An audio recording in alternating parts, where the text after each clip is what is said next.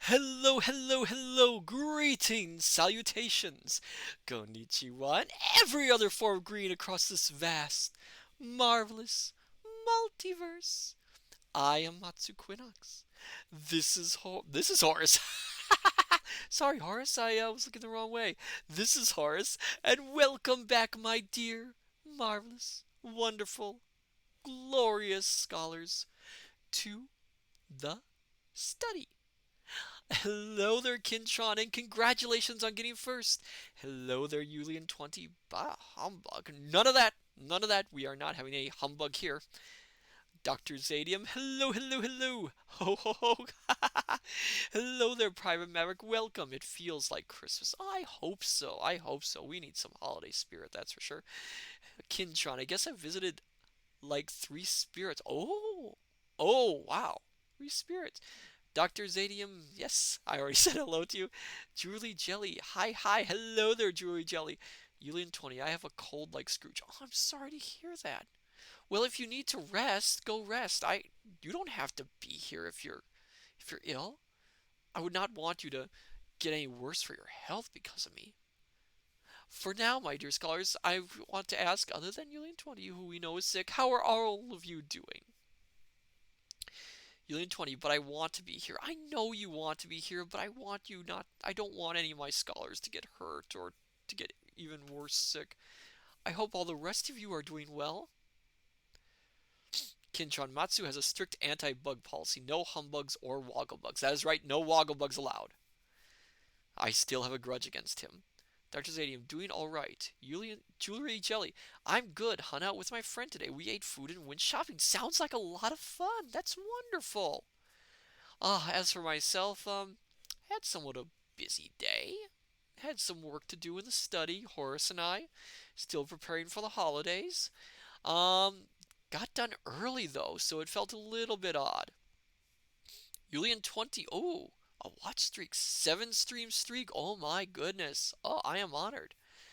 It is, yeah, it has been a day, quite a day. And for now, though, I have been excited to read to you once again, though. Oh, because what would it be for the holidays if not for A Christmas Carol? And we have a long one tonight, my dear scholars.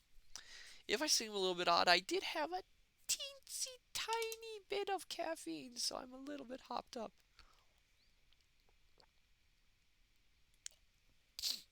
Kintron had an interesting night too yesterday, didn't you? Yes. We'll put it that way, yes. Yes, I did. I do not need to go into any more detail about that, but yes, I did. Oh my goodness. Oh, but I digress. Yes, tonight we are reading the third stave of A Christmas Carol. For those, Julie Jelly, oh really? I am not going to go into detail. No.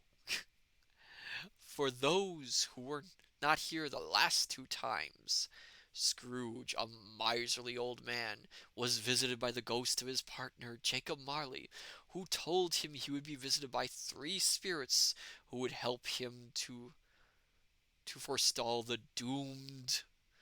what's the word I'm looking for? The doomed fate he had laid upon himself during Christmas, of course.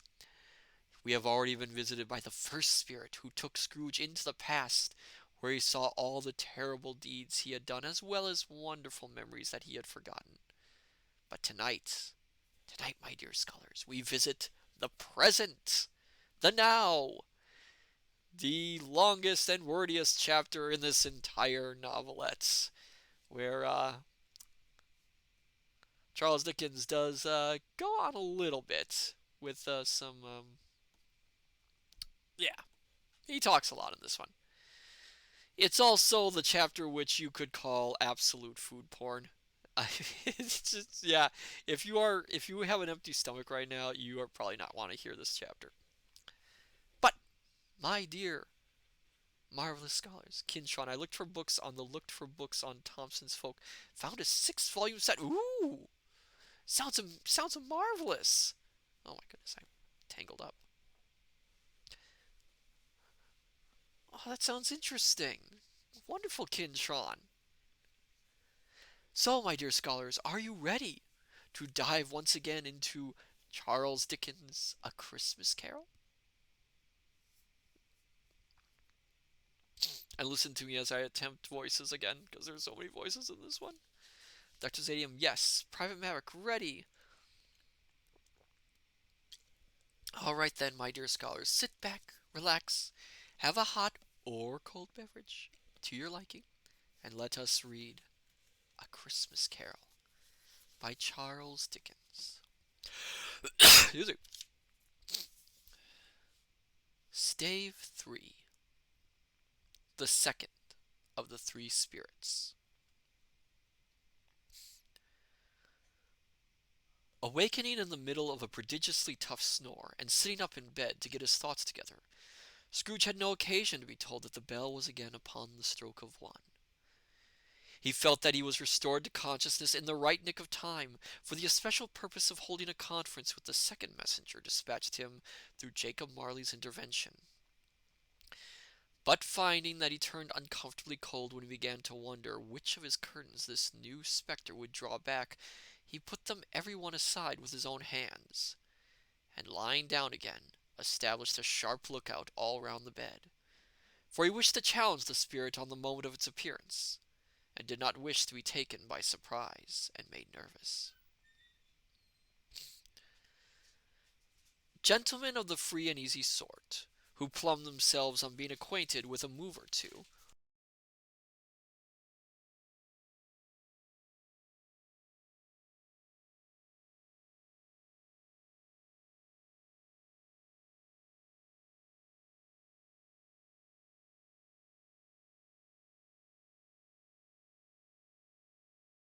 sorry about that. It was a slight visit from one of the higher beings who tends to check in on me once in a while, as you might know. Gentlemen of the free and easy sort, who plumb themselves on being acquainted with a move or two, and being usually equal to the time of day, express the wide range of their capacity for adventure by observing that they are good for anything from pitch and toss to manslaughter, between which opposite extremes, no doubt, there lies a tolerably wide and comprehensive range of subjects.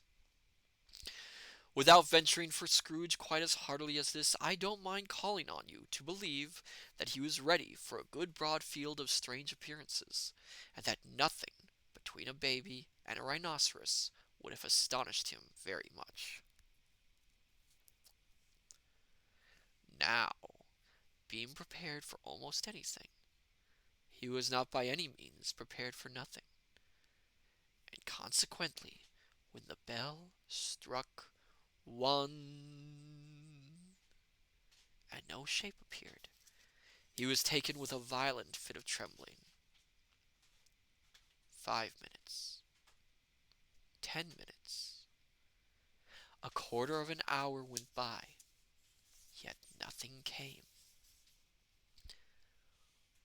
All this time he lay upon his bed, the very core and center of a blaze of ruddy light, which streamed upon it when the clock proclaimed the hour, and which being only light was more alarming than a dozen ghosts, as he was powerless to make out what it meant, or would be at, and was sometimes apprehensive that he might be at that very moment an interesting case of spontaneous combustion, without having the consolation of knowing it. At last, however, he began to think as you or I would have thought at first, for it is always the person not in the predicament who knows what ought to have been done in it, and would unquestionably have done it too.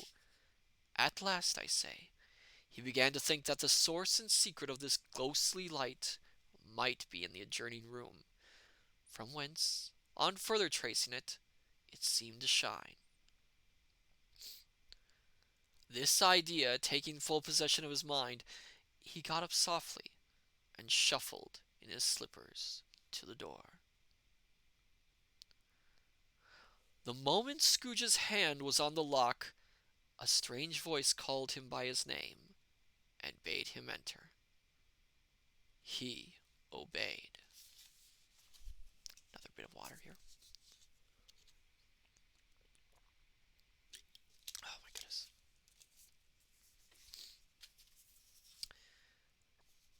It was his own room. There was no doubt about that, but it had undergone a surprising transformation. The walls and ceiling were so hung with living green that it looked like a perfect grove, with from every part of which bright, gleaming berries glistened. The crisp leaves of holly, mistletoe, and ivy reflected back the light as if so many little mirrors had been scattered there, and such a mighty blaze went roaring up the chimney as that dull petrification of a hearth had never known in Scrooge's time, or Marley's, or for many and many a winter season gone.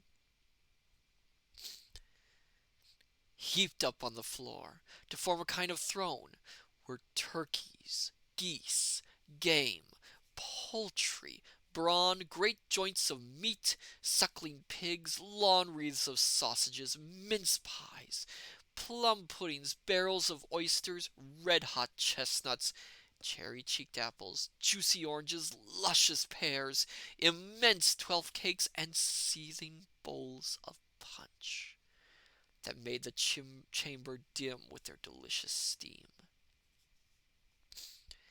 In easy state upon this couch there sat a jolly giant, glorious to see, who bore a glowing torch in shape not unlike Plenty's horn, and held it high up to shed its light on Scrooge as he came peeping round the door.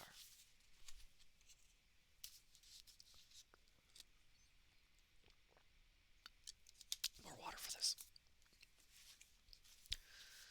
"Come in!" exclaimed the ghost. "Oh, hello there! Welcome, raiders!" And right under my hat. "Hello there, Sophia Ignacy. Welcome!" Sophia Ignacy, "Yes, we will come in. Yes, welcome, Sophia. Sophia, welcome, Crusader Corrupted. Welcome, FT Wastes. Welcome, all you wonderful raiders. I am Matsu Quinox, interdimensional omniversal librarian. Oh, thank you for the follow, Zen X Paladin. I am Matsu Quinox. Thank you, Zen. Hiya, hey, Matsu. Nice hat. Thank you, thank you, thank you. It's my Christmas Carol hat. I am Matsu Quinox, interdimensional omniversal librarian. This is Horace, my wonderful companion, assistant, and all-around swell scroll thing. And I am a reading VTuber, all-around variety VTuber. I usually stream video games on Tuesday, and I stream book readings on Thursday. And welcome, all you wonderful new scholars and visitors to the study. We are reading A Christmas Carol tonight, and we are on Stave 3, the second of the three spirits. Oh my goodness, I need a drink just for that. Oh, it's dry, and there's so much to read here. "Come in!" exclaimed the ghost. "Come in and know me better, man." Zen, hope you store it carefully. Christmas Carol hats tend to attract humbugs. I cannot tell if that is a pun, but all newcomers know this. Puns are not allowed here in the study. They are not allowed. Excuse me. Scrooge entered timidly, and hung his head before this spirit. He was not the dogged Scrooge he had been, and though the spirit's eyes were clear and kind, he did not like to meet them. Jolly Jelly, otherwise we will be... Jolly Jelly, no! No, no, no! No, no, no, no, no, no, no. "I am the ghost of Christmas present," said the spirit. "Look upon me." Scrooge reverently did so. It was clothed in one simple deep green robe, or mantle, bordered with white fur. This garment hung so loosely on the figure that its capacious breast was bare, as if disdaining to be warded or concealed by any artifice. Its feet, observable beneath the ample folds of the garment, were also bare, and on its head it wore no other covering than a holly wreath, set here and there with shining icicles. Its dark brown curls were long and free, free as its genial face. Its sparkling eye, its open hand, its cheery voice, its unconstrained demeanor, and its joyful air. Girded round its middle was an antique scabbard, but no sword was in it, and the ancient sheath was eaten up with rust. "You have never seen the like of me before!" exclaimed the spirit. "Never," Scrooge made answer to it. "Have you never walked forth with the younger members of my family, meaning, I am very young, my elder brothers, born in these later years?" pursued the phantom. "I don't think I have," said Scrooge. "I'm afraid I have not. Have you had many brothers, Spirit?" "More than 1800," said the ghost. "A tremendous family to provide for," muttered Scrooge. The ghost of Christmas present rose. "Spirit," said Scrooge submissively, "conduct me where you will. I went forth last night on compulsion, and I learnt a lesson which is working now. Tonight, if you have aught to teach me, let me profit by it." "Touch my robe." You know, my dear scholars, if a giant man who showed up in the middle of my living room suddenly walked up to me and told me to touch his robe, I'm not sure I would go along with that. It seems a little bit, yeah, yeah.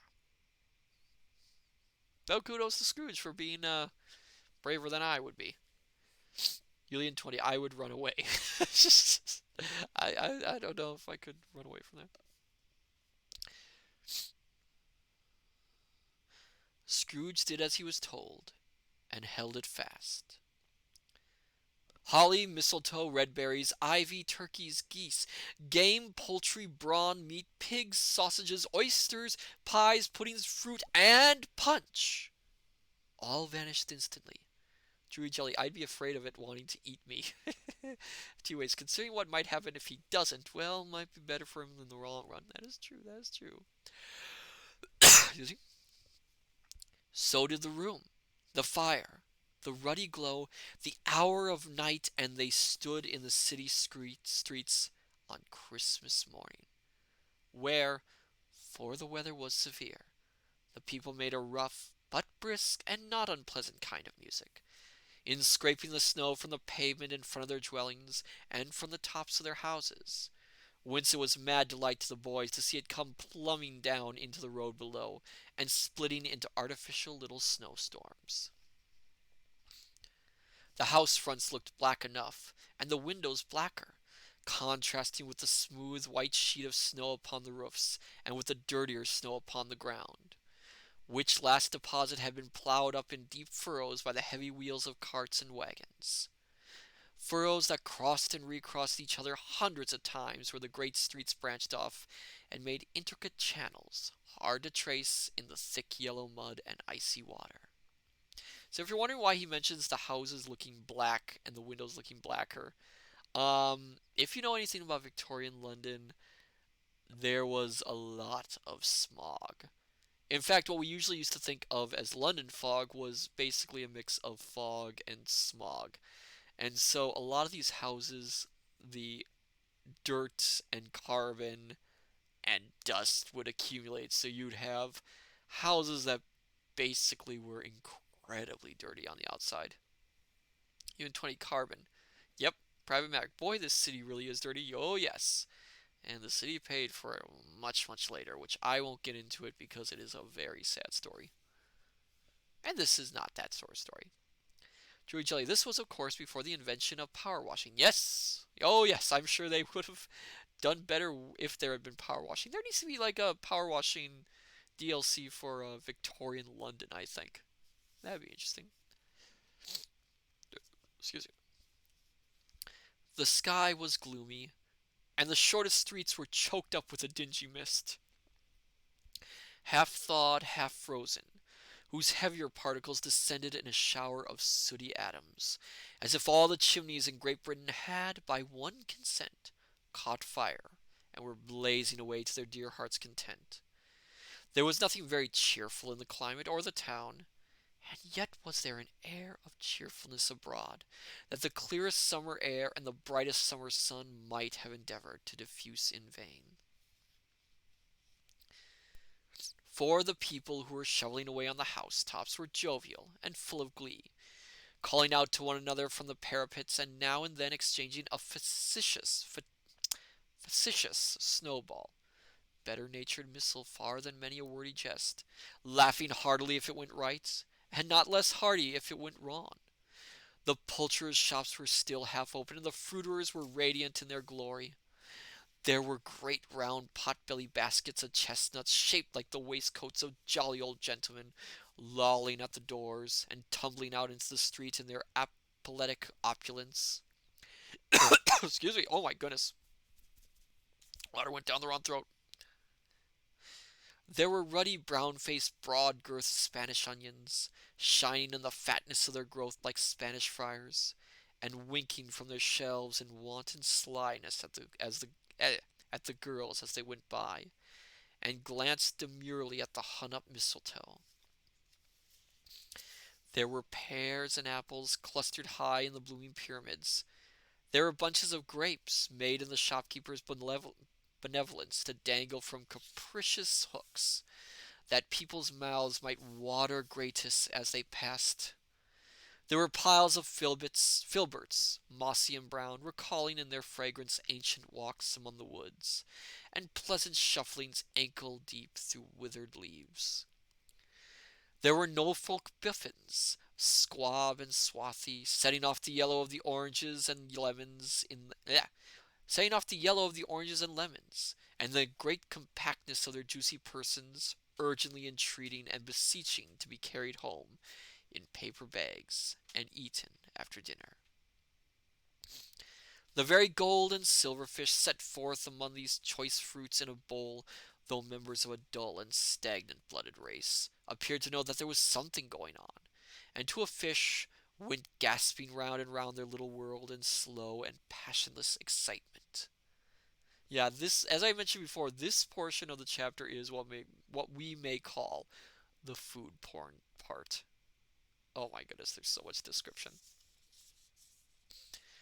The grocers, oh, the grocers, nearly closed with perhaps two shutters down or one, but through those gaps such glimpses.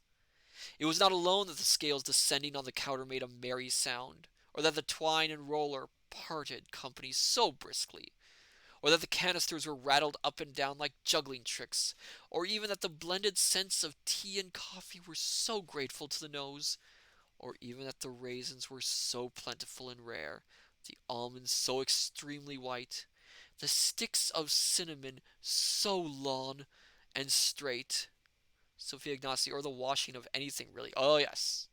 Yes, really. It was not a very clean time. So extremely white. The sticks of cinnamon so long and straight. The other spices so delicious. The candy fruits so caked and spotted with molten sugar as to make the coldest lookers on feel faint and subsequently bilious. Nor was it that the figs were moist and pulpy, or that the French plums blushed in modest tartness from their highly decorated boxes, or that everything was good to eat and in its Christmas dress.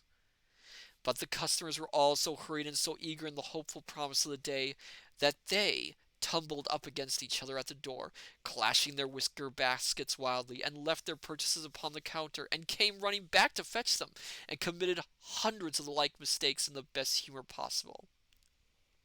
Oh, hello, Abs! Welcome! You're just in time for the reading of the third chapter of the second of of A Christmas Carol, the second of the three spirits.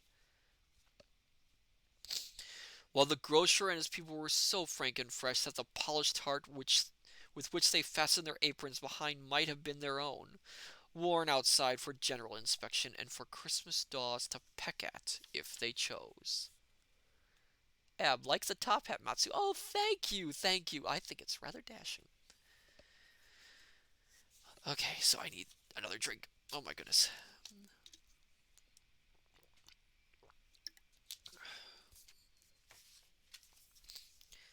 But soon the steeples called good people all to church and chapel, and away they came, flocking through the streets in their best clothes and with their gayest faces.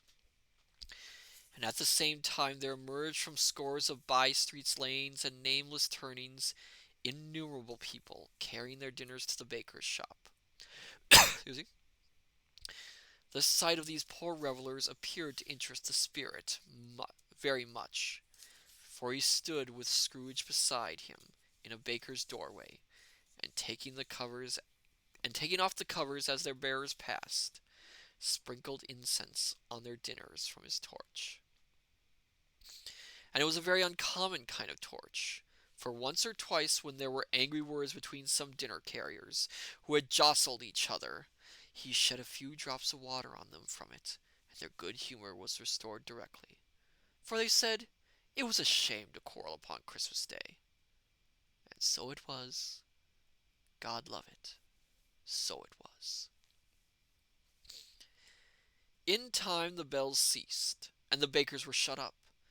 And yet there was a genial shadowing forth of all these dinners and the progress of their cooking, in the thawed blotch of wet above each baker's oven, where the pavement smoked as if its stones were cooking too. Is there a particular flavour in which you sprinkle from your torch? Asked Scrooge. There is. My own. Will it apply to any kind of dinner on this day? Asked Scrooge. To any kindly given. To a poor one most. Why to a poor one most? Asked Scrooge. Because it needs it most. Spirits, said Scrooge after a moment's thought. I wonder you, of all the beings in the many worlds about us, should desire to cramp these people's opportunities of innocent enjoyment. I, cried the spirit. You would deprive them of their means of dining every seventh day, often the only day on which they can be said to dine at all, said Scrooge. Wouldn't you? I, cried the spirit. You seek to close these places on the seventh day, said Scrooge. And it comes to the same thing. I seek, exclaimed the spirit. Forgive me if I am wrong. It has been done in your name, or at least in that of your family, said Scrooge. There are some upon this earth of yours, returned the spirit, who lay claim to know us, and who do their deeds of passion, pride, ill will, hatred, envy, bigotry, and selfishness in our name, who are as strange to us and all our kith and kin as if they had never lived. Remember that, and charge their doings on themselves, not us. So I should explain a little bit here about what Scrooge is talking about.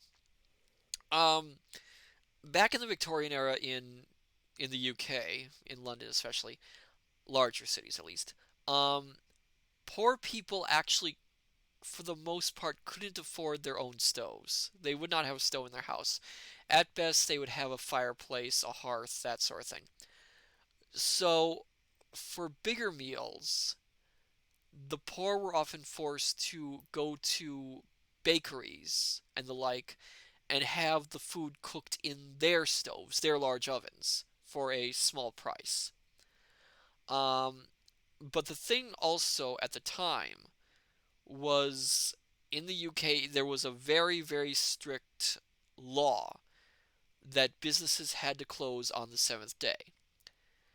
And at the time, that included bakeries and the like. So often on those days, which were often also the days that the poor would have off, there would be no way for the poor to cook their larger meals. They would have to wait for another day. Charles Dickens was very much against this. He hated the idea. He hated the idea that the poor were being essentially forced to pick and choose when they could make their meals, especially on days which they would naturally have off. So he was very much pushing both politically and socially for this law to be changed. And so he put that in A Christmas Carol as a commentary on this fact. Um, the law eventually did get changed, and there were and they would leave bakeries open and groceries open during that time. I think they other businesses were forced to close. But that's what what this part is referencing to. Little history lesson for all you dear scholars.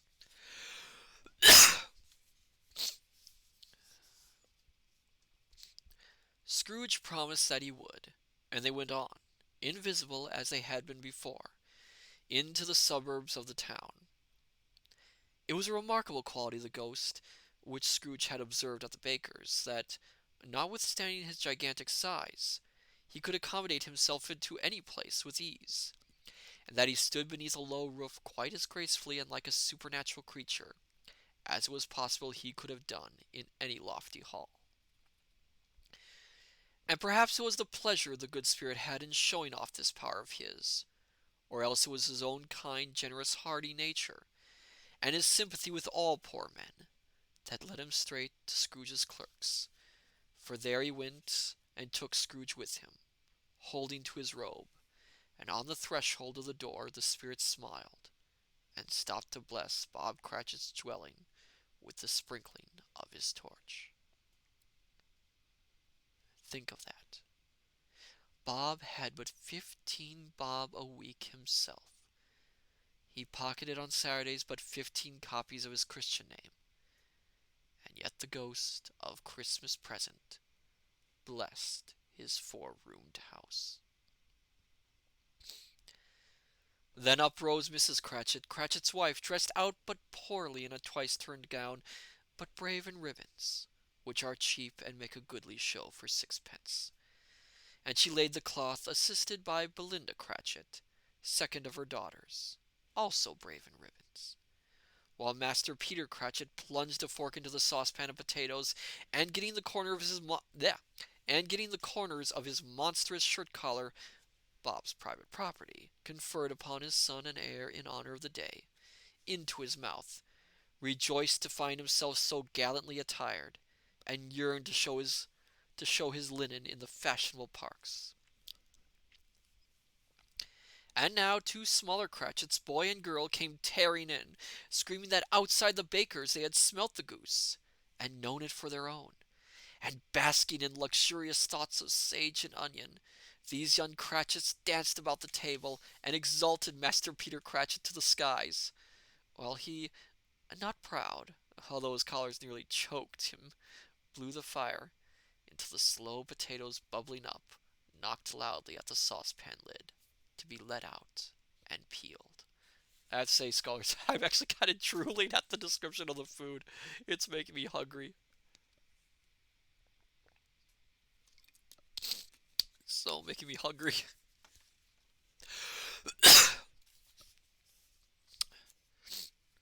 "What has ever got your precious father, then?" said Mrs. Cratchit, "and your brother Tiny Tim, and Martha weren't as late last Christmas by half an hour."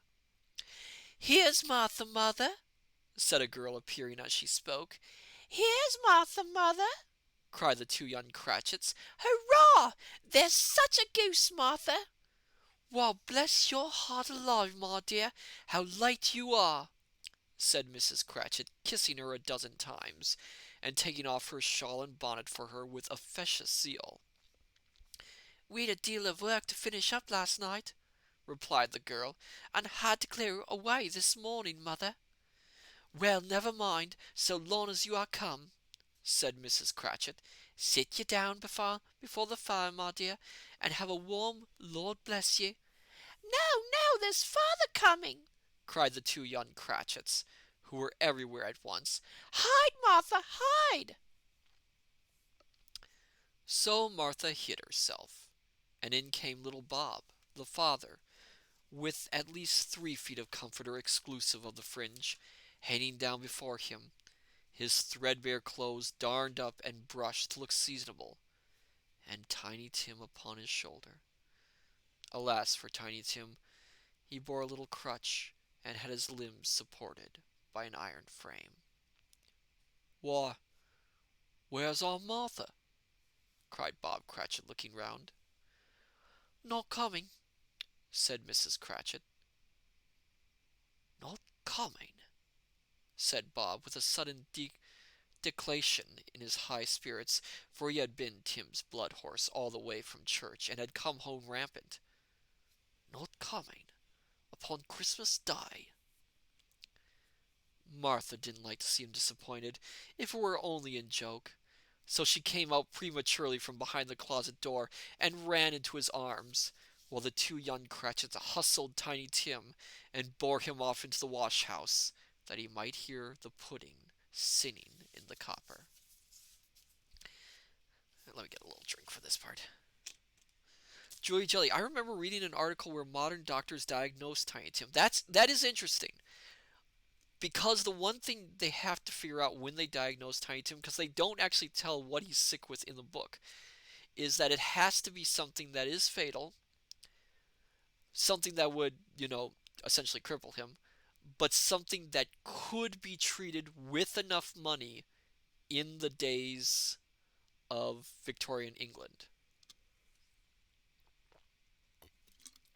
And that's a very tricky thing to figure out as well. Because again, it has to be fatal but treatable. "And how did little Tim behave?" asked Mrs. Cratchit, when she had rallied Bob on his credulity, and Bob had hugged his daughter to his heart's content. "As good as gold," said Bob, "and better.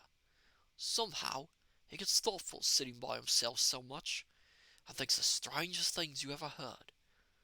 He told me, coming home, that he hoped the people saw him in the church, because he was a cripple, and it might be pleasant to them to remember, upon Christmas Day, who made lame beggars walk, and blind men see." Bob's voice was tremulous when he told them this, and trembled more when he said that Tiny Tim was growing strong and hearty. F.T. Wastes, I would have almost thought maybe he was hit with something when he was still an infant or toddler, which could have easily affected his growth into childhood. That is a possibility. But again, it has to be something that is curable. So it would have to be some sort of disease that, could be treated. His active little crutch was heard upon the floor, and back came Tiny Tim before another word was spoken, escorted by his brother and sister to his stool before the fire, and while Bob turning up his cuffs, as if, poor fellow, they were capable of being made more shabby, compounded some hot mixture in a jug with gin and lemons, and stirred it round and round, and put it on the hob to simmer. Master Peter and the 2 ubiquitous young Cratchits went to fetch the goose, with which they soon returned in high procession. Such a bustle ensued that you might have thought a goose the rarest of all birds, a feathered phenomena to which a black swan was a matter of course, and in truth it was something very like it in that house. Mrs. Cratchit made the gravy, ready beforehand in a little saucepan, hissing hot. Master Peter mashed the potatoes with incredible vigor. Miss Belinda sweetened up the apple sauce. Martha dusted the hot plates. Bob took Tiny Tim beside him in a tiny corner at the table. The 2 young Cratchits set chairs for everybody, not forgetting themselves. Where am I? And mounting guard upon their posts, crammed spoons into their mouths, lest they should shriek for goose before their turn came to be helped. Joey Jelly, the Wikipedia article I found hypothesized kidney disease or rickets. Yes, I've heard that as well. It is a possibility. Someone once thought it might be scurvy, but the fact that the poor could get easy access to things like oranges and lemons would make that probably unlikely.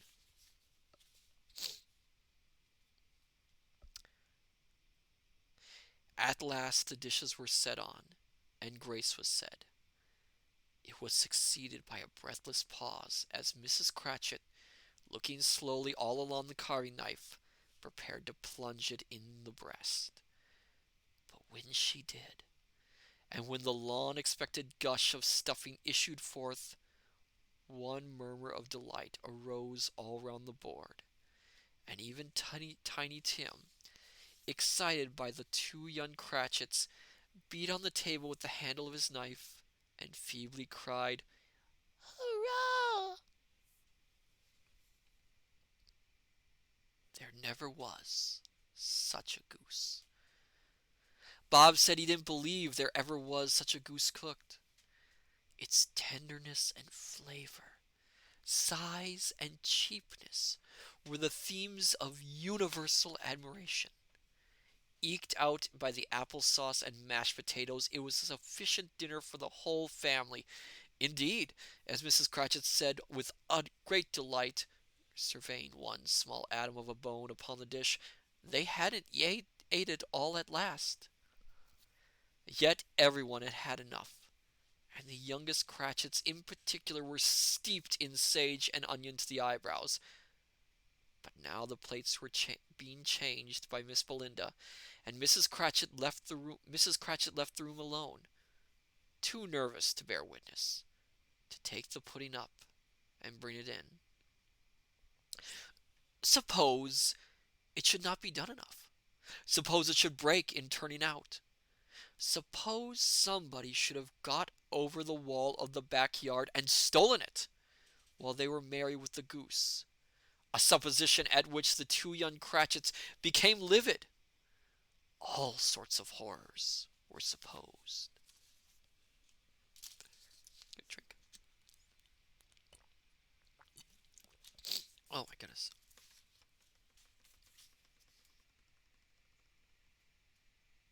Hello? A great deal of steam. The pudding was out of the copper. A smell like a washing day.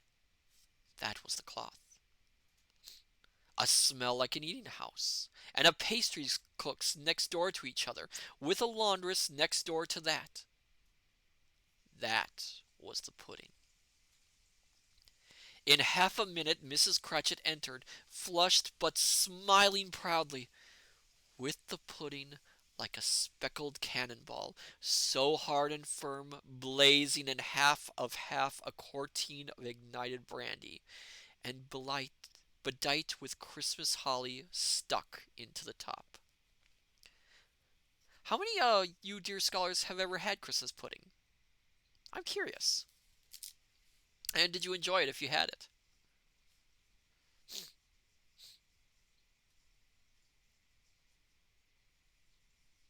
Oh, Julie Jelly, you have. Ooh. Private Maverick, not you. Oh. Well, it's. I have had it once. Horace managed to procure some one time. Julie Jelly, I've had plum pudding with hard sauce. Well, actually, that's pretty much it too.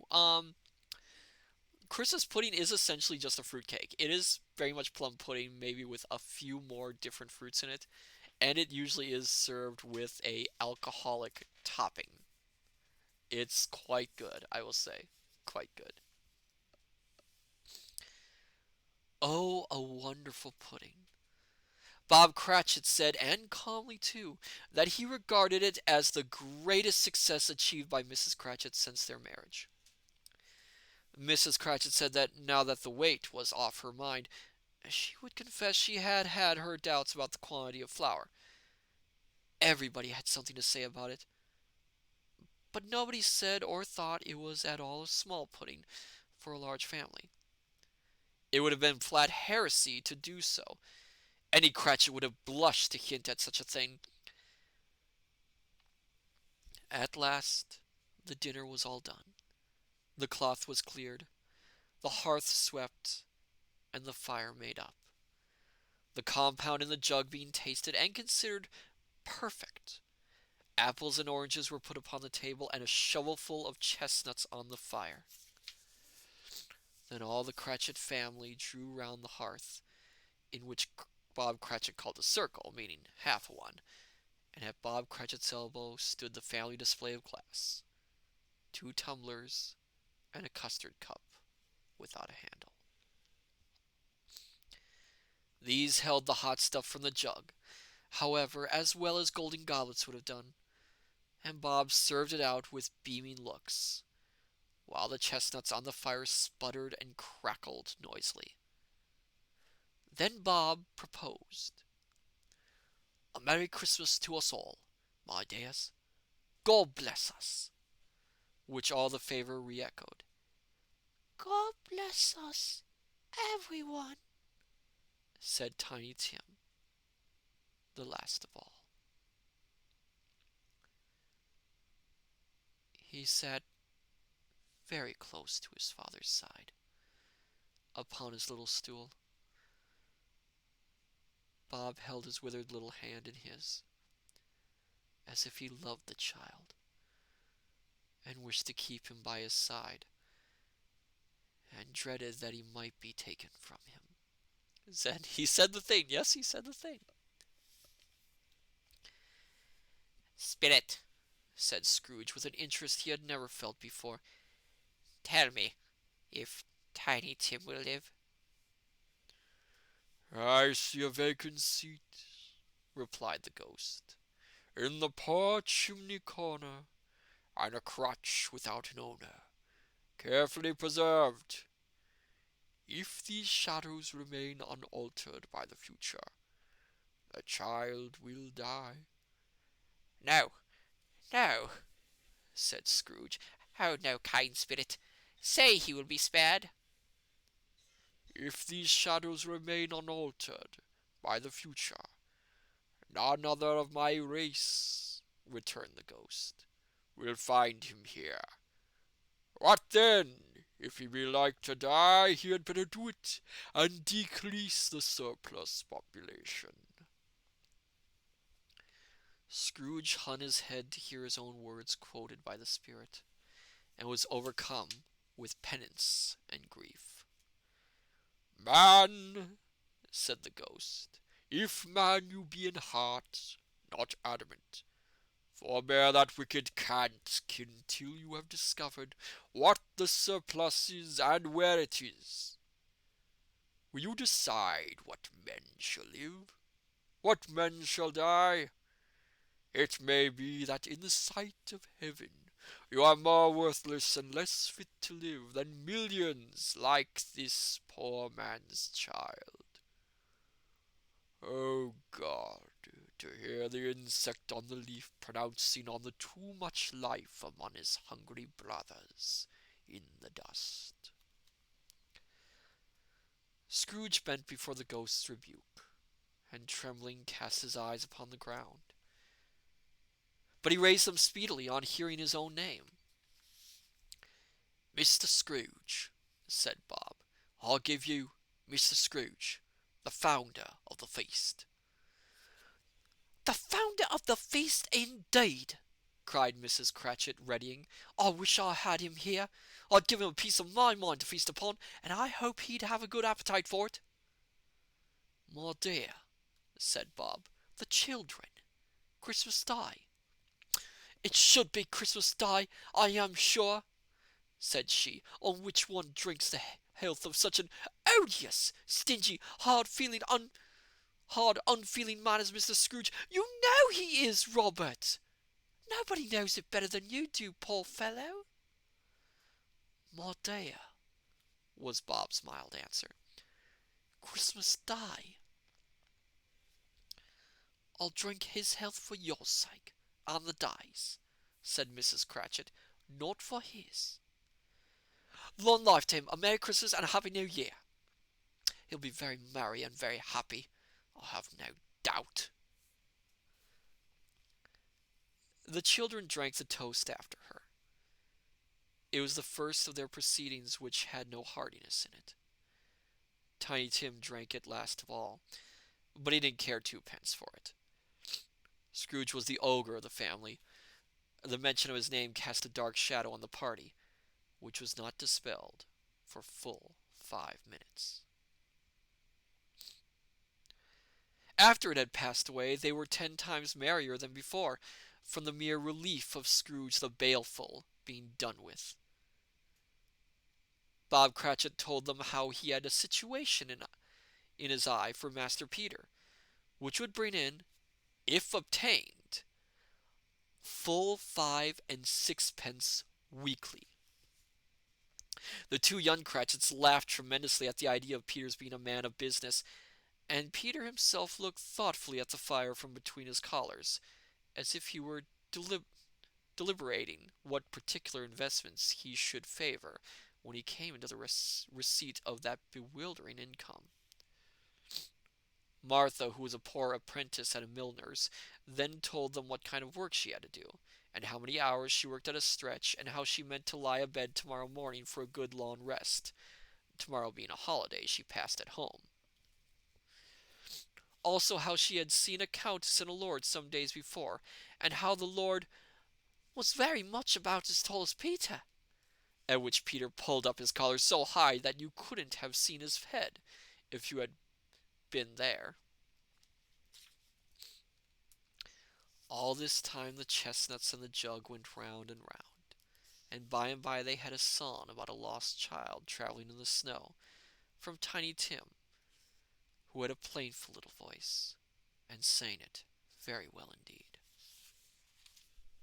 More drink.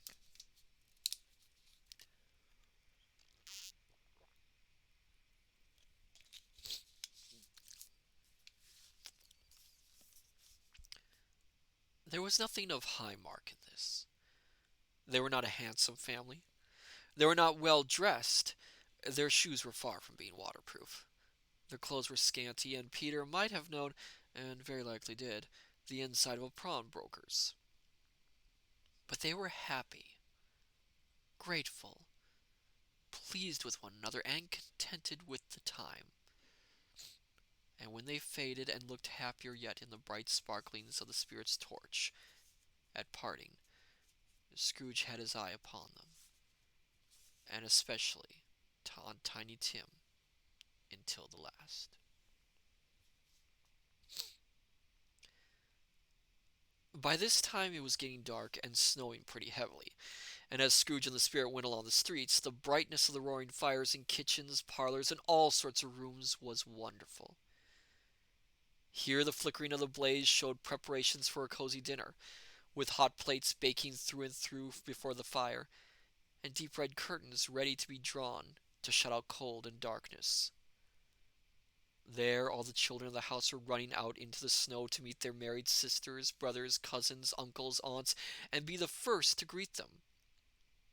Here again were shadows on the window blind of guests assembling, and there a group of handsome girls, all hooded and fur-booted, and all chattering at once, tripped lightly off to some near neighbor's house, where woe upon the single man who saw them enter. Artful witches, well they knew it, in a glow. But if you had judged from the number of people on their way to friendly gatherings, you might have thought that no one was at home to give them welcome when they got there, instead of every house expecting company and piling up their fires half chimney high. Blessings on it, how the ghost exulted! How it bared its breadth of breast, and opened its capacious palm, and floated on, outpouring with a generous hand its bright and harmless mirth on everything within its reach.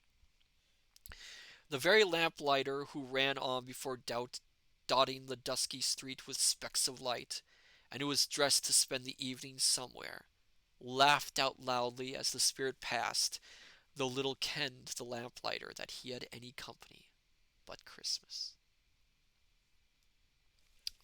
More drink. I have to hydrate so much for this chapter. Excuse me.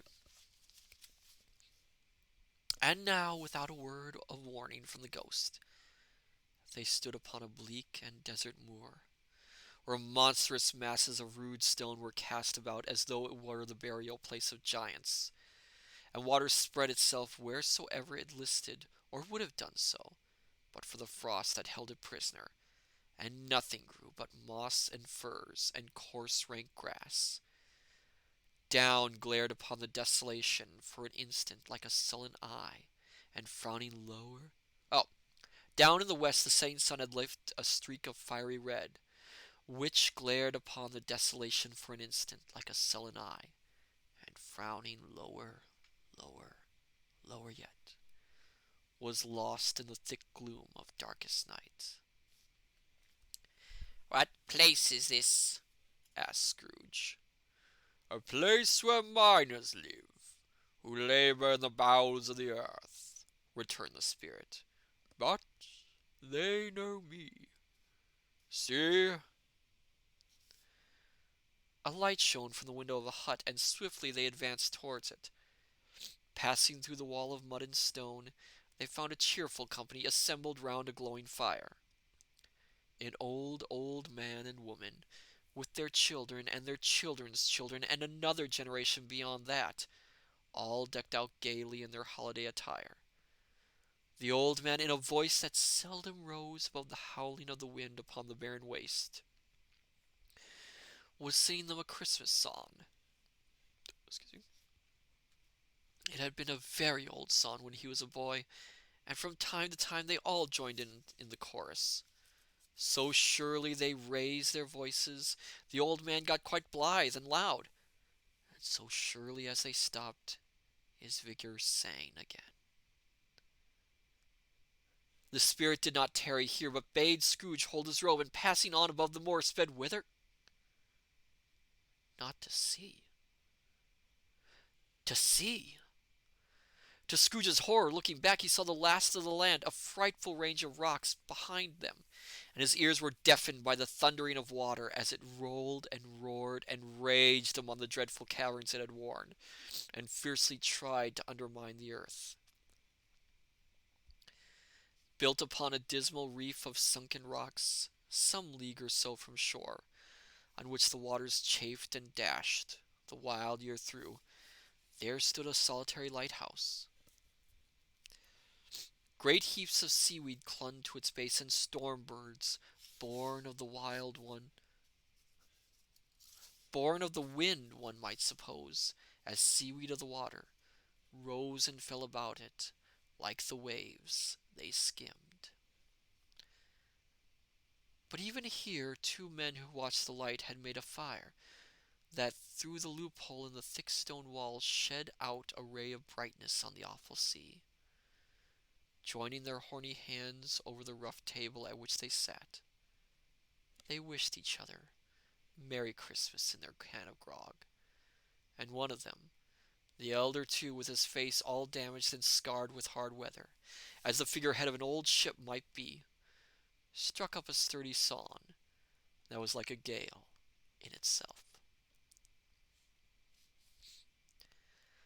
Again the ghost sped on above the black and heaving sea, on, until, being far away, as he told Scrooge, from any shore, they lighted on a ship. They stood beside the helmsman at the wheel, the lookout in the bow, the officers who had the watch, dark ghostly figures on their several stations, but every man among them hummed a Christmas tune, or had a Christmas thought, or spoke below his breath to his companion of some bygone Christmas day, with homeward hopes belonging to it. And every man on board, waking or sleeping, good or bad, had had a kinder word for another on that day than on any day in the year, and had shared to some extent in its festivities, and had remembered those he cared for at a distance, and had known that they delighted to remember him.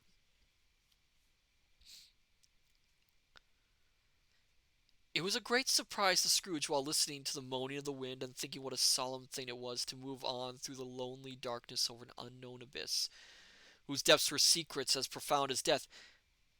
It was a great surprise to Scrooge, while thus engaged, to hear a hearty laugh.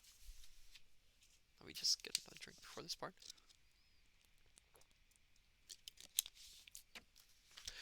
Excuse me.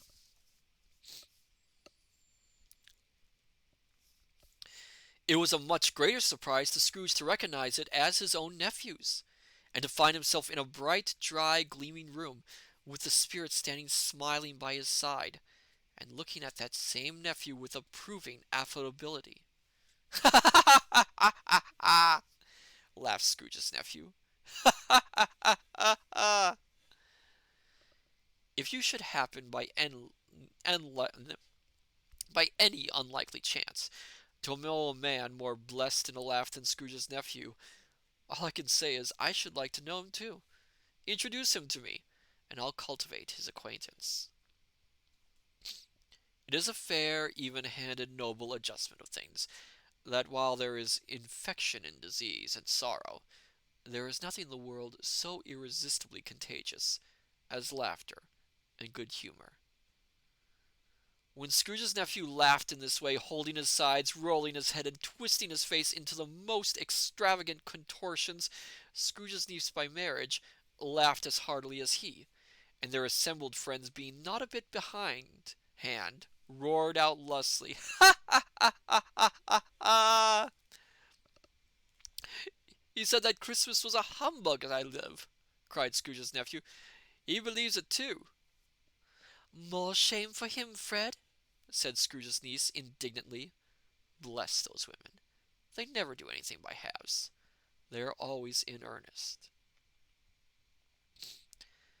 She was very pretty, exceedingly pretty, with a dimpled, surprised-looking, capital face, a ripe little mouth that seemed made for kissing, to be kissed, as no doubt it was, all kinds of good little dots about her chin that melted into one another when she laughed, and the sunniest pair of eyes you ever saw in any little creature's head.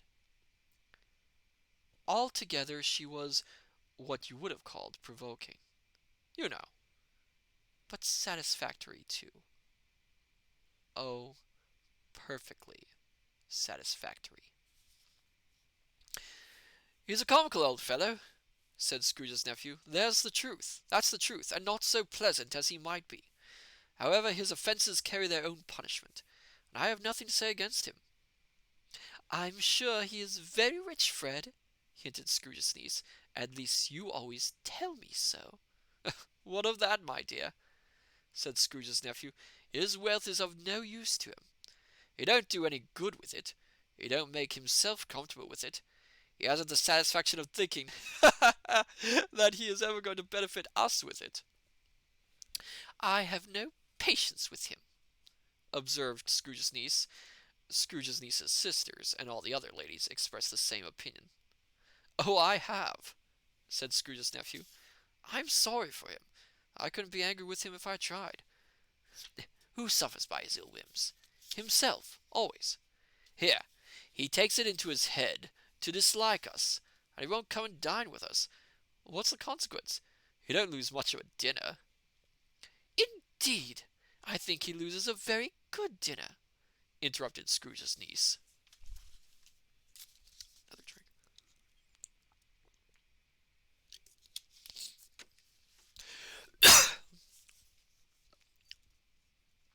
Everybody else said the same, and they must be allowed to have been competent judges, because they had just had dinner, and with the dessert upon the table was clustered around the fire, by lamplight.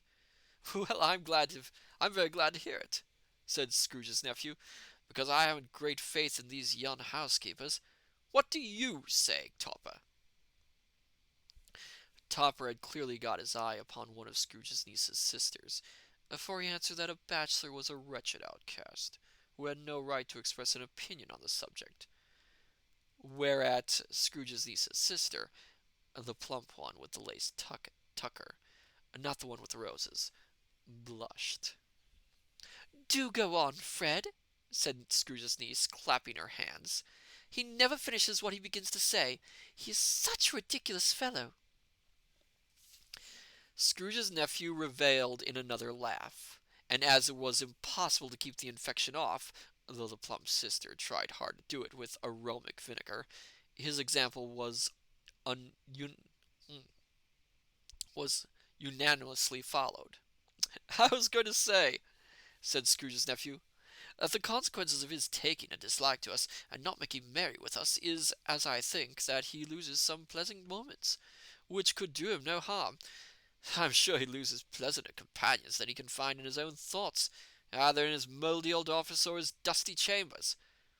I mean to give him the same chance every year, whether he likes it or not, for I pity him. He may rail at Christmas till he dies, but he can't help thinking better of it. I defy him, if he finds me going there in good temper year after year, and saying, "Uncle Scrooge, how are you?" If it only puts him in the vein to leave his poor clerk £50, that's something, and I think I shook him yesterday. It was their turn to laugh now at the notion of his shaking Scrooge, but being thoroughly good-natured, and not much caring what they laughed at, so that they laughed at any rate, he encouraged them in their merriment, and passed the bottle joyously. After tea they had some music, for they were a musical family, and knew what they were about when they sung a glee or catch. I can assure you, especially Topper, who could growl away at the bass like a good one, and never swell the large veins in his forehead or get red in the face over it. Scrooge's niece played well upon the harp, and played among other tunes a simple little air, a mere nothing, you might learn to whistle it in 2 minutes, which had been familiar to the child who fetched Scrooge from the boarding school, as he had been reminded by the ghost of Christmas past. When this strain of music sounded, all the things that ghost had shown him came upon his mind. He softened more and more, and thought that if he could have listened to it often, years ago, he might have cultivated the kindness of life for his own happiness, with his own hands, without resorting to the sexton's spade that buried Jacob Marley. But they didn't devote the whole evening to music. After a while they played at forfeits, for it is good to be children sometimes, and never better than at Christmas, when its mighty founder was a child himself. Stop! There was first a game at Blind Man's Buff. Of course there was. And I no more believe that Topper was really blind than I believe he had eyes in his boots. Now, my opinion is that it was a done thing between him and Scrooge's nephew. Oh, thank you for the follow, Big Hero 007, and welcome! We are reading A Christmas Carol, the second of the three spirits. I am Matsu Quinox, interdimensional omniversal librarian. This is Horace, my companion assistant. I am a variety VTuber, mostly a reading VTuber. I read on Thursdays and I play games on Tuesdays. And welcome! Thank you for joining our little family of scholars. Where was I? Oh yes, about Topper. My opinion is that it was a done thing between him and Scrooge's nephew, and that the ghost of Christmas present knew it. The way he went after that plump sister in the lace tucker was an outrage on the credulity of human nature. Knocking down the fire irons, tumbling over the chairs, bumping against the piano, smothering himself among the curtains, wherever she went, there went he. He always knew where the plump sister was, and he wouldn't catch anybody else. If you had fallen up against him, as some of them did, and stood there, he would have made a feint of endeavoring to seize you, which would have been an affront to your understanding, and would instantly have settled off in the direction of the plump sister. She often cried out that it wasn't fair, and it really was not. But when at last he caught her, when in spite of all her silken rustlings and her rapid fluttering past him, he got her into a corner whence there was no escape, then his conduct was the most execrable. For his pretending not to know her, his pretending that it was necessary to touch her headdress, and further to assure himself of her identity by pressing a certain ring upon her finger and a certain chain about her neck, was vile, monstrous. No doubt she told him her opinion of it, when another blind man being in office, they were so very confidential together behind the curtain. questions. Scrooge's niece was not one of the blind man Buff's party, but was made comfortable with a large chair and a footstool in a snug corner, where the ghost and Scrooge were close behind her.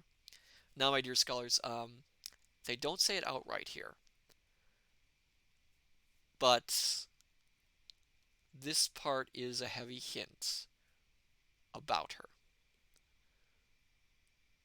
The fact that she's not playing blind man's bluff, but is essentially being put aside, sat down comfortably with a footstool, and there have been some productions that actually do this outright, especially in theater productions.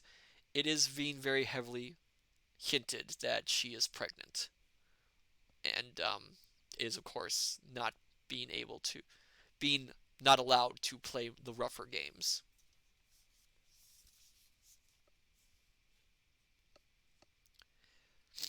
But she joined in the forfeits and loved her love to admiration with all the letters of the alphabet. Likewise, at the game of how, when, and where she was very great, and to the secret joy of Scrooge's nephew beat her sisters hollow, though they were sharp girls too, as Topper could have told you. There might have been 20 people there, young and old, but they all played.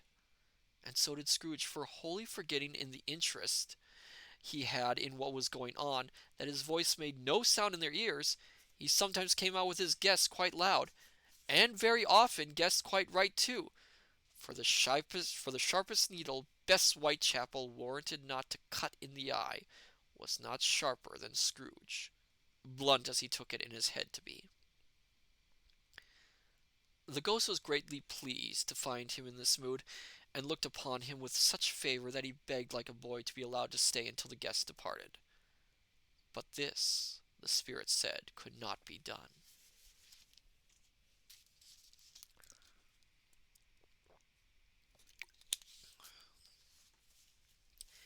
Here is a new game, said Scrooge. 1/2 hour, spirit, only one.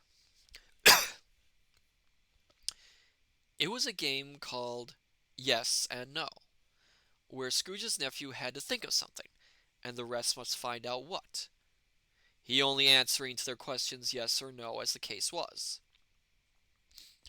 The brisk fire of questioning to which he was exposed elicited from him that he was thinking of an animal, a live animal, rather a disagreeable animal, a savage animal, an animal that growled and grunted sometimes and talked sometimes, and lived in London and walked about the streets, and wasn't made a show of, and wasn't led by anybody, and didn't live in a menagerie, and was never killed in a market, and was not a horse or an ass or a cow or a bull or a tiger or a dog or a pig or a cat or a bear. At every fresh question there was put to him, this nephew burst into a fresh roar of laughter, and was so inexplicably tickled that he was obliged to get up off the sofa and stamp. At last, the plump sister, falling into a similar state, cried out, "I have found it! I have found it out! I know what it is, Fred! I know what it is!" "What is it?" cried Fred. "It's your Uncle Scrooge!" Which it certainly was. Admiration was the universal sentiment, though some objected that the reply to "Is it a bear?" ought to have been "Yes," inasmuch as an answer in the negative was sufficient to have diverted their thoughts from Mr. Scrooge, supposing they had ever had any tendency that way. "He has given us plenty of merriment, I am sure," said Fred, "and it would be ungrateful not to drink to his health. Oh, hello there, Ike! Welcome! Thank you for coming. We are reading Christmas Carol. We're on the 3rd chapter. Here's a glass of mulled wine ready to our hand at the moment, and I say, Uncle Scrooge!" "Well, Uncle Scrooge!" they cried. "A Merry Christmas and a Happy New Year to the old man, whatever he is," said Scrooge's nephew. "He wouldn't take it from me, but may he have it. Nevertheless, Uncle Scrooge." Uncle Scrooge had imperceptibly become so gay and light of heart that he would have pledged the unconscious company in return, and thanked them in an inaudible speech, if the ghost had given him time. But the whole scene passed off in the breath of the last word spoken by his nephew, and he and the spirit were again upon their travels. Much they saw, and far they went, and many homes they visited, but always with a happy end. The spirits stood beside sick beds, and they were cheerful. On foreign lands, and they were close at home. By struggling men, and they were patient in their greater hopes. By poverty, and it was rich. In almshouses, hospital, and jail, in misery's every refuge, where vain man in his little brief authority had not made fast the door, and barred the spirit out, he left his blessings, and taught Scrooge his precipice.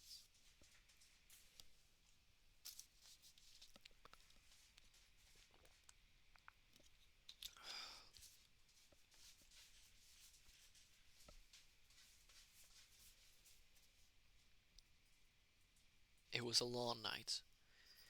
If it were only a night. But Scrooge had his doubts of this, because the Christmas holidays appeared to be condensed into the space of time they passed together. It was strange, too, that while Scrooge remained unaltered in his outward form, the ghost grew older, clearly older. Scrooge had observed this change, but never spoke of it until they left the children's 12th night party, when looking at the spirit as they stood together in an open place, he noticed that its hair was gray. Are spirits' lives so short? Asked Scrooge. My life upon this globe is very brief, Replied the ghost. it ends tonight. Tonight? Cried Scrooge. Tonight at midnight. Hark! The time is drawing near. The chimes were ringing the 3/4 past 11 at that moment. Let me get a long drink for this part.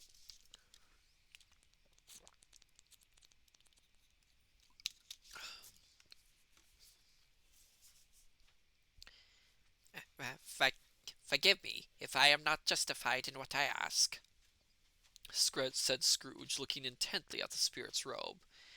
but I see something strange and not belonging to yourself protruding from your skirts. Is it a foot or a claw? It might be a claw for the flesh that is upon it, Was the spirit's sorrowful reply. Look here. From the foldings of its robe it brought 2 children, wretched, abject, frightful, hideous, miserable. They knelt down at its feet and clung upon the outside of its garment. Oh man, look here. Look down here, Exclaimed the ghost. They were a boy and girl, yellow, meager, ragged, scowling, wolfish, but prostrate too, in their humility. Where graceful youth should have filled their features out and touched them with its freshest tints, a stale and shrivelled hand, like that of age, had pinched and twisted them and pulled them into shreds. Where angels might have sat enthroned, devils lurked and glared out menacing. No change, no degradation, no perversion of humanity in any grade. Through all the mysteries of wonderful creation has monsters, half so horrible and dread. Scrooge started back, appalled. Having them shown to him in this way, he tried to say they were fine children, but the words choked themselves, rather than be parties to a lie of such enormous magnitude. Spirit, are they yours? Scrooge could say no more. They are man's, Said the spirit, looking down upon them. and they cling to me, appealing from their fathers. This boy is ignorance, this girl is want. Beware them both in all of their degree, but most of all beware this boy, for on his brow I see that written which is doom, unless the writing be erased. Tonight, Cried the spirit, stretching out his hands towards the city. slander those who tell it ye. Admit it to your facetious purposes, and make it worse, and bide the end. Have they no refuge or resource? Cried Scrooge. Are there no prisons? Said the spirit, turning on him for the last time with his own words. Are there no workhouses?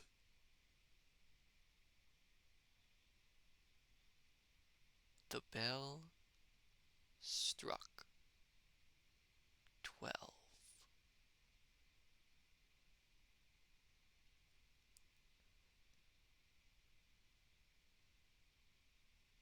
Scrooge looked about him for the ghost, and saw it not. As the last stroke ceased to vibrate,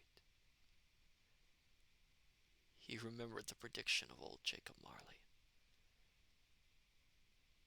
and lifting up his eyes, beheld a solemn phantom, draped and hooded, coming like a mist along the ground towards him.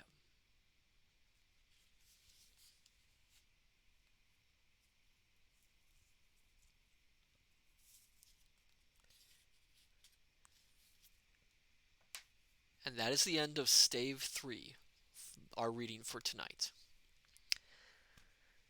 Well, that was quite an ending. Quite a bit of a mood whiplash, wasn't it, my dear scholars?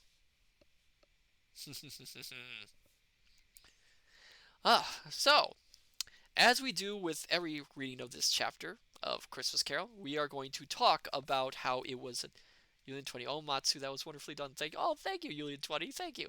Private Maverick, yeah. Dr. Zadium, yep. As we do with every chapter in the stave, reading these staves, we are going to now discuss about how the media adaptations, adapted this. So we'll start. We're going to skip again the silent version because there was only one ghost in that, and it was kind of things. So we will start with, I'll start with a generalized talk about the adaptations. One of the things that the adaptations, Kintron, so many versions forget ignorance wants. Yes, indeed, Kintron. A lot of versions cut that out. And the reason they often cut it out is because it really is a frightening moment in the book. It is one of the more intense, very dour moments, and a lot of people want to cut that out because, one, it's seen as too scary, and two, because the concept is very... Julian 20, it's so important though. Yes, the concept's pretty political, to say the least, at the time. And so it can be seen as preaching, essentially, for some audiences, so they tend to cut that out. And it's such a big mood lash from the rest of the adaptation, the store part. Can't talk. Okay, so 1935's version cuts out ignorance and want. It's pretty pretty straightforward, that version. It's the first ghost in that adaptation which is not done with some weird special effect or done in some artistic way. It's just the ghost. If I recall rightly, I don't remember if they visit Fred's house in that version. I know they visit Cratchit's, but that might be about it. I think the 1935 version cuts out Fred's visit and only keeps in the visit to Cratchit's. I think. I can't recall exactly. 1938's version is interesting. Um, we visit Cratchit's place. I do have issues with the 1938 version. I think they make Cratchit look too rich. He's supposed to be poor, not rich. Um, but they spend a lot of time with Fred, and in this version, his fiance, not his wife. And there's this whole scene in a church where Scrooge sees the Cratchit family as well as Fred and his fiance. They don't go to any sort of party.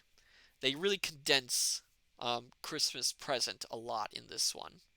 Although, unlike some of the other versions, they keep in the idea of the ghost of Christmas present having a horn which he blesses with people and stops arguments, which is a neat thing. That part is also often cut out. Um, the 1951 version is the first one to do several things. I don't think they keep in the horn bit in that one. I can't remember clearly on that. They do feature the Cratchits. They feature Fred's party. Um, there's a scene where we see the fate of Scrooge's former love, which usually is done in the past, scenes in the past, but it's moved over here to the present. And they also change it in that one. If you recall with past, they depicted her as being married, having children, being happy. In the version seen in 1951, we see her working at like a hospital area as like a volunteer and just this lovely angelic person essentially. Um they also, this is the first one to keep in ignorance and want. They do show ignorance and want in this version. And they cut the scene out right at the moment it's supposed to be cut out. And I think they do keep the aging of the spirit in this also, which is also often cut. Um they what trying to remember. They also keep in something that is again cut out of many Christmas carols, often for time, which is visiting other locations during Christmas and not just Fred and Cratchit. Again, this is often cut for time, for budget reasons, but they include it in the 1951 version. Um, 1970 animated version, again, like I mentioned last time, is very close to the original story, so they keep in everything that was cut out, though condensed. They include the travel, Cratchit and Fred, ignorance and want, the spirit aging, all of it. The 1970 musical, Scrooge. That one, I'm trying to remember. I don't think they have Fred's party.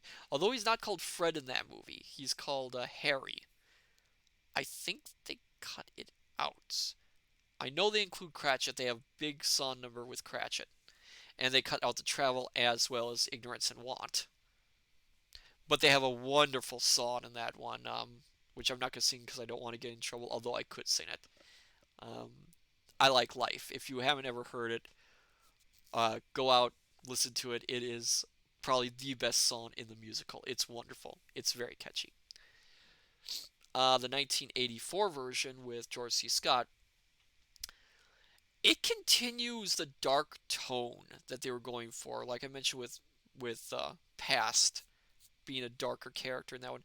They make Present a darker character as well. He's less jolly and kind of snaps at Scrooge several times and a little more sardonic in his humor and rough with Scrooge. Um, they include ignorance and want, but they don't include the aging. They have a scene where he's taken to essentially a homeless people's camp underneath a bridge in London, and he sees just how awful they're living, and it's very jarring because it's not in the original story, but it's a very jarring scene for the mood. Although, and I will say, the final scene with that ghost is just, it's pretty heartbreaking. 1999's version with Patrick Stewart essentially keeps in everything too. The aging, the travel scenes, ignorance and want. There's not much to say about it. It's pretty steady. Um, Again, with a lot of adaptations, as Kintron mentioned, they cut out ignorance and want in a lot of them. And as I mentioned before, they also, some of the adaptations remember that Fred's wife is supposed to be pregnant. Although again, the story doesn't say it outright. It just hints at it, and I'm not sure why. It's probably the social mores of the time, but they tend to cut that out of the character. Another thing I should mention, which I always thought was pretty interesting, what the Ghost of Christmas Present is doing, and what Charles Dickens is doing, is he's showing Christmas being attended by the poor in the form of Cratchit, Bob Cratchit, but we're also seeing Christmas time for the middle class. Because here's the thing about Fred. Fred is not rich. He is not a rich man, but he's not a poor man. He makes enough money, whatever his job is, to afford a single housekeeper. And back during the Victorian era, if you could afford a single housekeeper, you were basically counted as the middle class. So Fred is kind of in between Cratchit and Scrooge, who is rich. So what Dickens did is he's showing us a wide spectrum of how Christmas is being celebrated by the social groups of Britain. We get a hint of seeing how the rich celebrate it with the scene way back in the first chapter with the Christmas at the Lord Mayor's house, which is, of course, the wealthy. But that wraps it up for the chapter on Christmas Present. As I said before, it's pretty much the longest chapter in the novella. This is a novella, counted as a novella, not a book. Zen. Oh, there's one more important thing about not just Christmas Carol, but Dickens himself and how he basically is the origin of the concept of the white Christmas. Yes, the snowy Christmas. Dickens essentially invented Christmas as it is known today. He didn't invent it necessarily in Christmas Carol. He invented a lot of it in Christmas Carol, but he started off with a Christmas chapter in a book called The Penwick Papers, where he describes Christmas time in little bits in that. It is also important to note that Dickens invented the office Christmas party. Nobody had thought of that concept before Dickens wrote it down in A Christmas Carol. The very idea of, a boss going out and treating his employees to a party like that was something that was never thought before and never done. But yeah, Dickens basically rebranded Christmas as a time for families, a time to get together, not necessarily a religious holiday, which it had been either done as before or as an all-out drunken party thing. But Dickens basically rebranded it as a time for families to get together, friends to get together, that sort of thing. So he was essentially the man who, as one movie put it, invented Christmas. Um, so our next reading of the next chapter will be, and it's probably gonna be it. I will say this, my dear scholars, it will be on Christmas Eve. I believe it's on Christmas Eve. I believe Sunday is Christmas Eve. Um, but it will be on that day for evening. If you can't make it, that's fine. If you can't make it, well, it will be late night again. But I am delighted to be reading this to all of you wonderful scholars. It's a fun time. Then, during his childhood in the 1810s, a very unique phenomenon occurred in Britain. It was known as the Little Ice Age. During that decade, not only did it snow during the holiday season, the Thames froze over, as in they created a full circus with the elephants on the frozen water. Yes, the frost fairs. And the frost fairs were very popular. They happened for several years um, because the ice would freeze so hard. And it was a big thing at the time. And the Little Ice Age impacted a whole lot of different things. It was the cause for Frankenstein, for an example. It had a big social, political, and cultural significance throughout not just England but most of the northern hemisphere. So what was it? The rest of the week. I should talk about the rest of the week because I am starting to feel a little bit weary, so we're gonna close out for the evening. Um, Tuesday, if everything goes, this is all if everything goes according to plan, my dear scholars. Remember that Tuesday we'll be playing more Metal Gear Solid, and Thursday we will be reading more of the Midnight Folk, and hopefully I will be able to navigate it without chapters because it is a little bit odd. Zen, and because Dickens was a small child during those events, it solidified in his mind the connection between snow and Christmas. Oh yes, absolutely Zen. Um, which is interesting because Christmas beforehand was never really attached to snow. Zen, that we see in his works. Yeah, absolutely correct. Thank you, Zen, for that little information. Let's see if there's anyone we can raid tonight. After we go. Da, da, da, da. Where is it? Wait. Oh, that's wrong.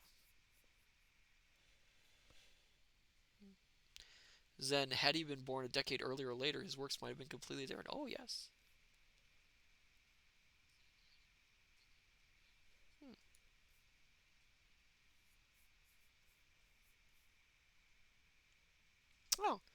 Oh, here's one.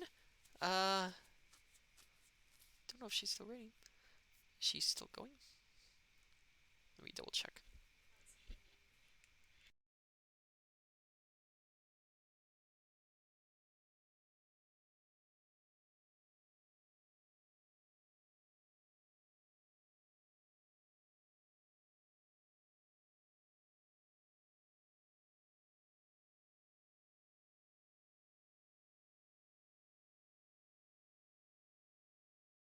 Okay, that person is reading.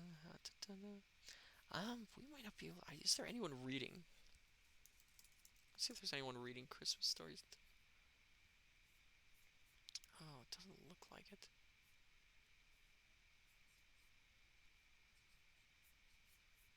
Ugh. Oh dear.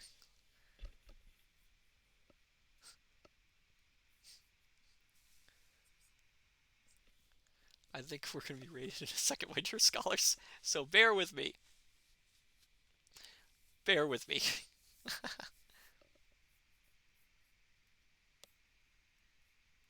Hmm. Wonder if there's any other Christmas stories in here. Good night. I think we're going to be rated in a second. I don't think I've got anything else I can read.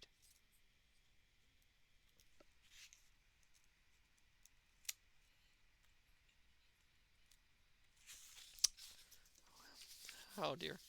Um, we might be rated in a second, my dear scholars. I don't know.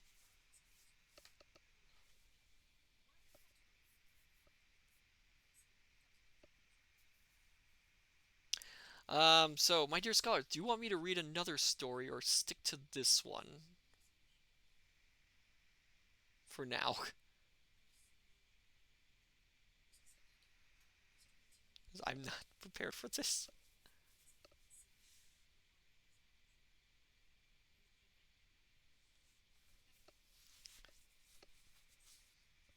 Oh dear. Well, let me talk a little bit more about Christmas Carol. As I mentioned last time, Christmas Carol was actually written as a quick um, way to pay off a debt. And at the time, I don't think Dickens thought much of it when he wrote it. It was, again, just a quick thing to write.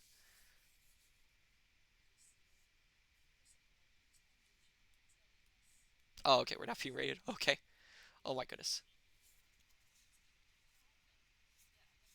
Okay, okay. Oh, this is a very confusing day, my dear scholars. Yeah. Give me one second. Let me see if there's anyone else we can raid then. I don't think there might be. We might have to go without a raid, my dear scholars. Is that okay with you?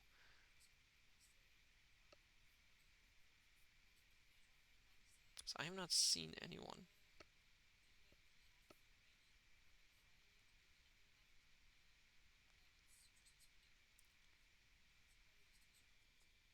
Private Maverick, I'm fine with that. Alright, alright. So, my dear scholars, I say unto you, good evening, good morning, good afternoon, till we meet each other again in the study. Take care, and I shall see you next time. Till then, farewell and bye bye.